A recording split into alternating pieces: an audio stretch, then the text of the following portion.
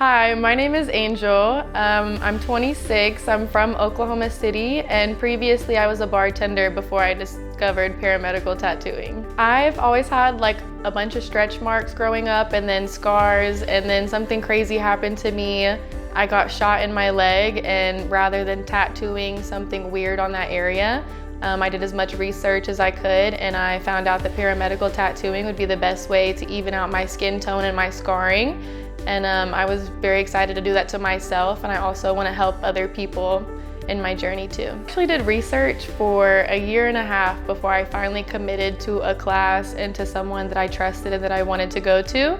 I definitely used ChatGPT and compared a lot of the minor details. This was the most professional looking class that I could have taken, and also the area and the timing and everything. I was just ready for it at this point. The student manual, the handbook, is like 90 pages of notes, and I was very overwhelmed whenever I was looking at that part, and it doesn't really make sense to me whenever I'm looking at it on paper and reading it. Like, it's one thing to read what you're going to get yourself into, but actually hands-on is the way I like to learn and just how I learn how to do stuff. So I loved that she brought in actual real-life models. We got to practice on all different kinds of stretch marks, body types, different people, different sensitivity levels. Some people laughed whenever we were going over their stretch marks, like could not control themselves, laughed so hard.